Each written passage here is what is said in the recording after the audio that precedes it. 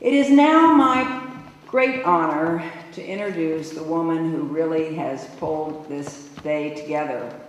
Her name is Sister Jenna, and she's the founder and the director of the Meditation Museum and the Washington, D.C. branch of the Brahma Kumaris. Her wisdom and compassion are expressed through a variety of initiatives she spearheads for youth, women, and communities. She's on Huffington Post. I said, my heavens, Sister Jenna, is there no place that you haven't touched at this point? And this was amazing when she started writing for them and really shaping the consciousness of lives across the country and around the world. She's also one of my best friends. I met Sister Jenna 15 years ago. I was in my condo in Washington, D.C., and she came to my door, and here is this woman in white. Now, it's not that I haven't seen people in white before, but there was a sense of this woman. I thought I had maybe transported myself into a fourth dimension or something. I thought, what? May I help you? She said, well, I was told I should come see you, that you know a lot of people in Washington, and I have things that I want to do now that I'm here. And I would like you to introduce my mentor, Dadi Prakash Mani, to the nation's capital. And I said, well, I'm very interested in finding out more about this. But I thought, as I heard her explain what she wanted to do, I thought, this woman does not know how difficult it can be to navigate Washington. I seemed to feel that when she was talking to me, it was like no matter what was in front of her, of course it would fall away because she was doing, her cause was good. What she wanted to share with the Washingtonians was to really bring them on a higher level. And we know that could be helpful, particularly as we look at what's going on now. But I thought, this is a rough city, and you can't just come in the doors. But I was really touched by her genuine interest and her silence. And so it was with that I said, yes, I would, and we had a number of events, starting at the National Press Club when she brought her mentor there. She has since then impacted the lives of so many of my friends, and she continues to turn me and my friends towards God and to ourselves to find resolve. Before Sister Jenna comes on stage, I'd just like to say a few words, though, about this unique small museum that she founded not far from here, and a little bit about the Brahma Kumaris, an amazing organization that she leads in the nation's capital. First, the museum. This little museum, again, which I thought, now a meditation museum, I don't know, Sister Jenna, if this is going to take off. Well, like everything that she does, it has, and it has become, the press and others are so interested in the fact that we have a meditation museum here. It invites visitors to enhance the quality of their thoughts, their lives, and the world around them. Their hope is that everyone who experienced the museum finds his or her authentic meaning for life. The museum features interactive displays and tailored training sessions providing tools of transformative power to help people realize their full potential as individuals.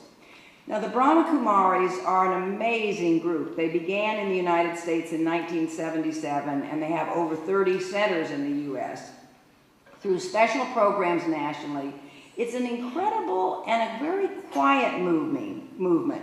So you wouldn't know how active they were unless you were a good friend like me who knows that this 24/7 Sister Jenna and her magnificent family and community in which she leads, they have done more to reach out to people in this community and all over the world, more than I have ever seen any group do. And they've put together a lot of things that I have been involved with, from everything from peace trees planted on Capitol Hill, the Pentagon, to Envision City of Values, Remember Me banners that decorated the entire city, to Dancing for Peace, flying kites for peace, endless. And everything that she does gets amazing support and tremendous amount of people, such as today, those people coming out. So I have learned that whatever she wants to do, she can do, and she will do. and that no one can say meditation or spirituality is passive. It's quite the opposite.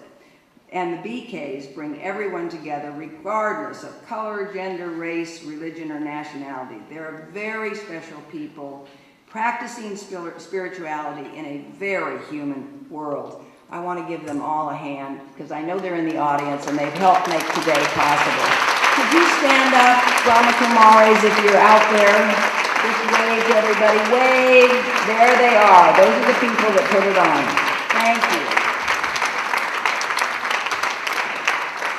And now it is my great pleasure to welcome my dear, dear friend and sister, none other than Sister Jenna. Sister Jenna, please join us.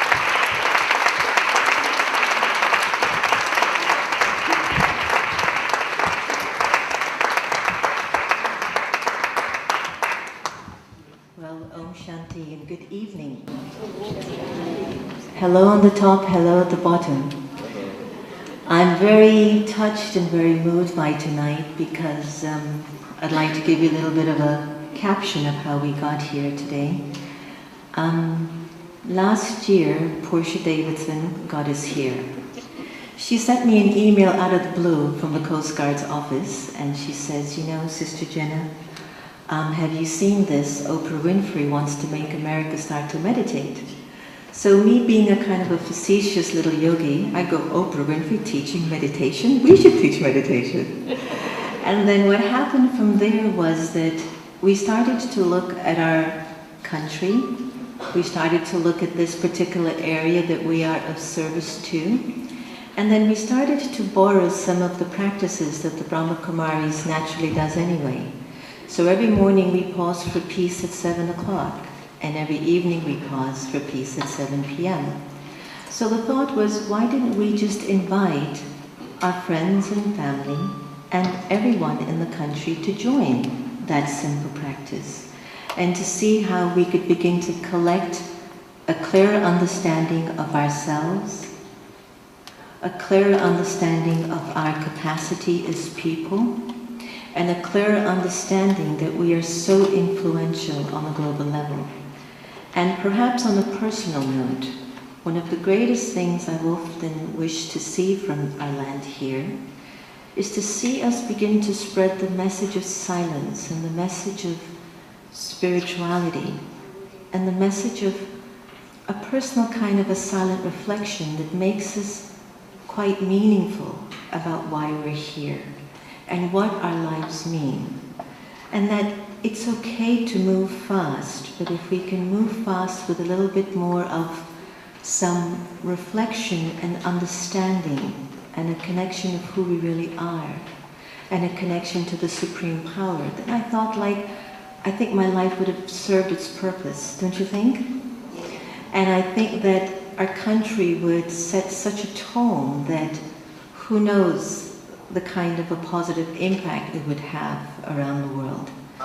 And I must tell you that there's a saying in our Brahma Kumari community where it says charity begins at home. Well, we're home. So let's start to take care of ourselves here and see how it spreads. We don't know. We don't know. We'll see how it unfolds, right? And so with all that said, I thank each and every one of you for coming out today. And I thank all of the friends that have supported us over the years. And I thank time for supporting us up until now. It's such a powerful and valuable tool. And as we approach even the 7 p.m. moment tonight, I will be asking us to take some moments to pause for peace in the country. And I'd like to also show you how far America Meditating has reached as we look at the map. From Washington, D.C. alone, and if we could just highlight, get closer into the U.S. If you take a look at all of those little purple marks and areas in our country, you'll get a chance to see, can you get a little bit bigger, maybe? Just enhance it a little larger. Yeah. There we go, that's beautiful. So isn't that impressive to see how far American meditating has reached?